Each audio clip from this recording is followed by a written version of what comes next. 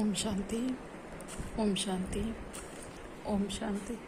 हम सभी अपने आत्मिक स्वरूप में स्थित होकर बहुत ही ध्यान से और बहुत ही एकाग्रता से अपने परमपिता परमात्मा की मुरली को सुनेंगे और स्वयं में धारण करेंगे। आज 26 जून 2024 की बाबा की साकार वाणी है।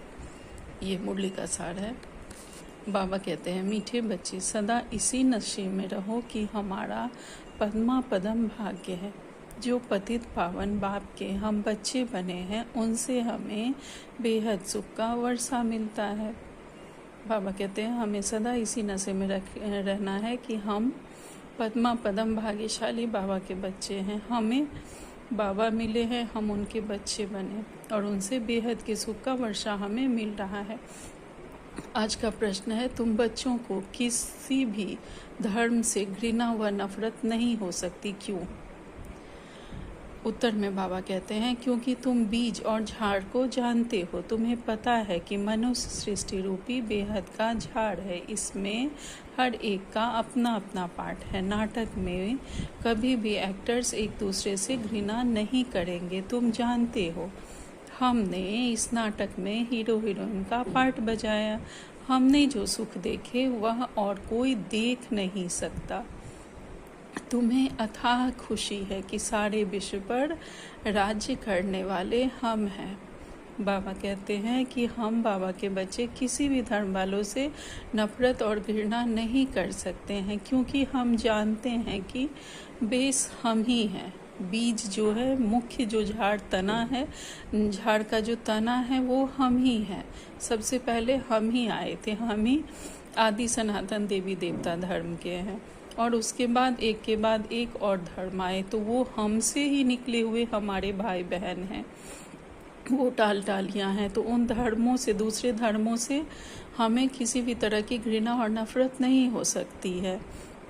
बाबा कहते हैं, हम जानते हैं कि हम ही सृष्टि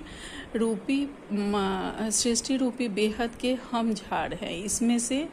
इसमें जो भी पाठधारी हैं, जो भी धर्म वाले सब हैं, सबका अपना अपना पाठ है और सबका अपना अपना समय, अपने समय से, अपने पाठ से सब आते हैं और हम सब एक्टर्स हैं। तो हम एक दूसरे से घृणा नहीं कर सकते हैं, क्योंकि हम आत्मा भाई भाई हैं। हम जानते हैं कि वो हमारे ही भाई बहन हैं। तुम जानते हो, हमने इस नाटक में हीरो हीरोइन का पार्ट बजाया है। मुख्य एक्टर्स हम ही हैं। हमने जो सुख देखे हैं वह और कोई नहीं कोई नहीं देख सकता। हमने सबसे ज़्यादा सुख भोगे हैं। बाबा ने सदा कहा है कि हम सबसे ज़्यादा सुख भोगे। हमने बहुत कम, थोड़ा सा 1/4 ही हमने दुख देखे हैं। हमने अधिक से अधिक सुख देखने वाले हम ही बाबा के बच्चे हैं। उतना सुख और कोई नहीं देख सकता। तो हमें बहुत खुशी होनी चाहिए कि हम ही वो हैं जिसने सारे विश्व पर राज्य किया था और फिर हम करने वाले हैं। आज बाबा ने धारणा के लिए कही है, बाप समान लवली बनना है। भगवान हमारा श्रृंगार कर रहे हैं, इस खुशी में रहना है।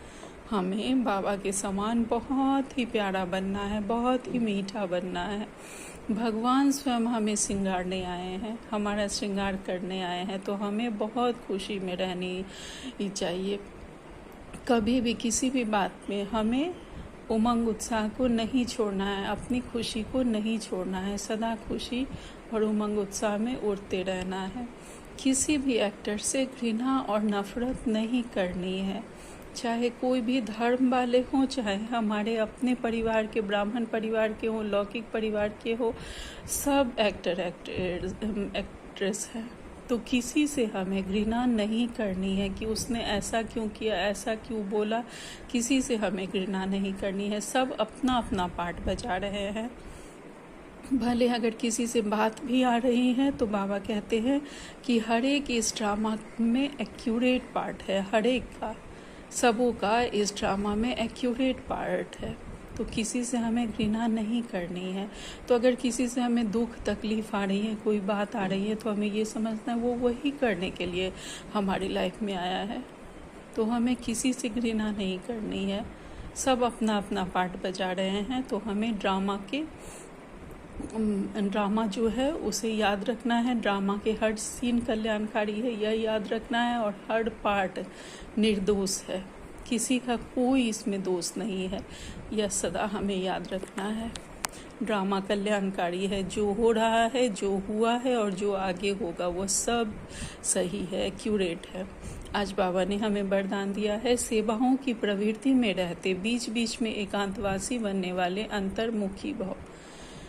सेवाओं की प्रवृत्ति में रहते हम बीच बीच में बाबा के साथ एकांतवासी बनने वाले अंतर्मुखी बाबा के बच्चे हैं।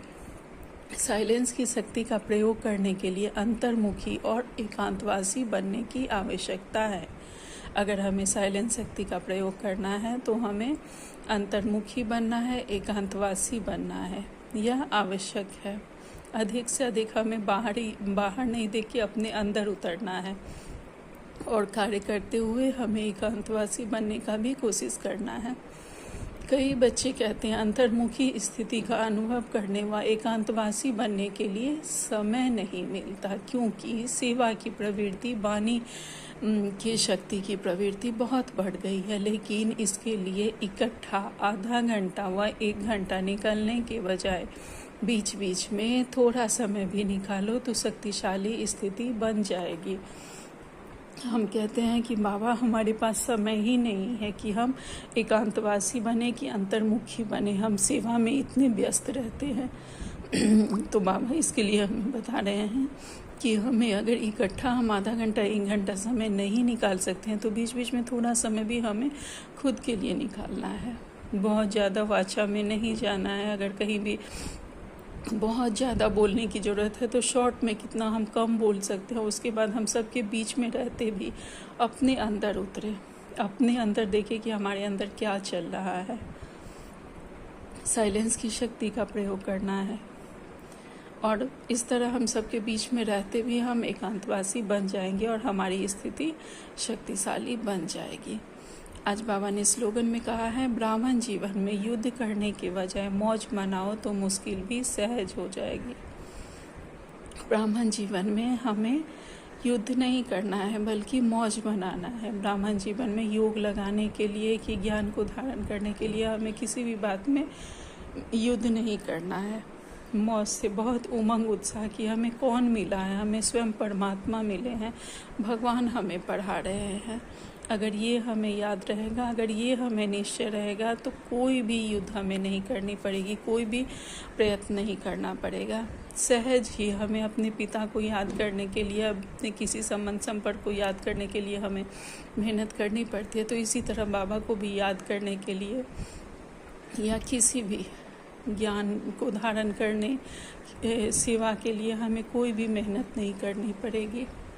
बाबा कहते हैं ब्राह्मण जीवन है ही हमारा मौज का जीवन, तो हमें मौज मनाना है तो हर मुश्किल सहज हो जाएगी, आसान हो जाएगी। अच्छा, ओम शांति, ओम शांति, ओम शांति। शुक्रिया।